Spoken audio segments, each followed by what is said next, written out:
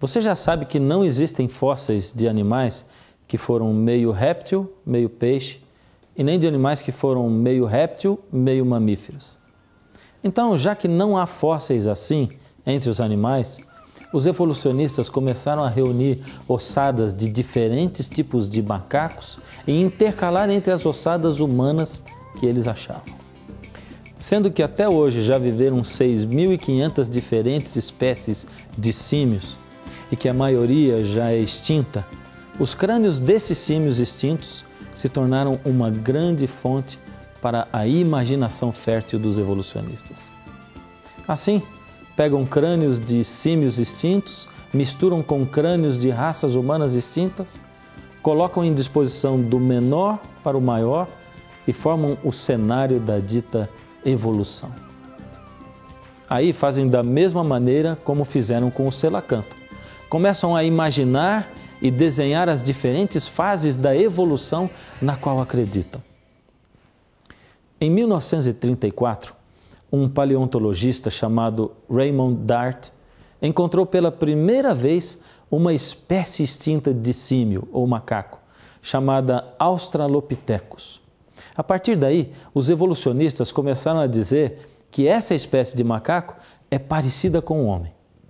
Só que os evolucionistas se deparam com problemas enormes quando os cientistas comparam esqueletos de Australopithecus a de chimpanzés, pois é inegável que não existe qualquer diferença importante entre eles. Ou seja, ele era todinho chimpanzé. Existe também uma outra maneira de deturpação da verdade. Ou seja, além de tomar esqueletos de espécies extintas de macacos e nomeá-los como se fossem de homens que viveram há milhões de anos, pegam por outro lado esqueletos de raças extintas de seres humanos. Raças essas que tinham características um pouco diferentes da maioria de nós e dizem que eram de fases intermediárias dessa suposta evolução do homem. Fazem inclusive classificações imaginárias dessas outras categorias de esqueletos, que na verdade pertenciam a raças humanas extintas, inventando para elas nome como Homo erectus, Homo ergaster ou Homo sapiens arcaico. Aí você pode estar se perguntando, mas como ele pode afirmar com tanta segurança que são raças extintas de seres humanos? É fácil. A ciência sempre está a favor da Bíblia. Primeiro, quando esses fósseis são examinados, é visto que seus esqueletos são essencialmente iguais ao das pessoas que vivem hoje. Segundo, as únicas coisas diferentes são umas poucas diferenças estruturais em seus crânios, mas diferenças dessa natureza podem ser vistas em diferentes raças humanas que vivem ainda hoje na Terra.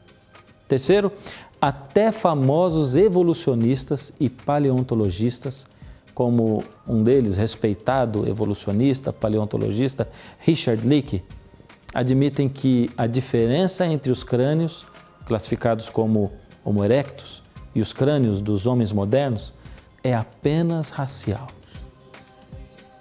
Olha o que ele diz. Essas diferenças provavelmente são menos pronunciadas do que as que vemos hoje entre as atuais raças humanas.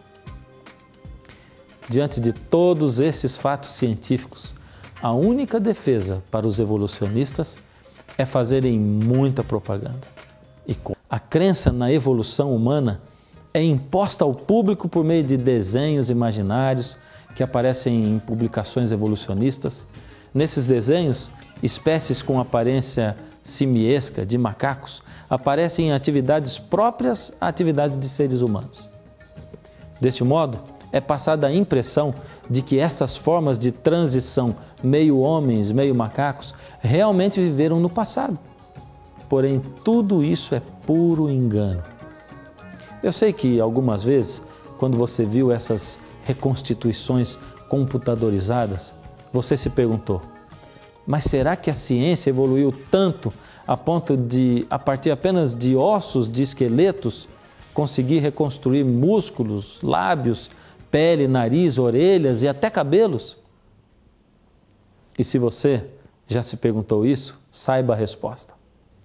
O cabelo, a pele, o nariz, as orelhas, os lábios e outras características faciais de um ser vivo não podem ser determinadas a partir dos seus restos ósseos, do seu esqueleto. Os evolucionistas modelam os músculos que não deixam vestígio algum nos fósseis. Modelam para favorecer aos propósitos das suas teorias e produzirem reconstruções imaginárias para apresentá-los em congressos. Ernest Rutten, da Universidade Harvard, declara enfaticamente que esses desenhos não têm valor científico nenhum.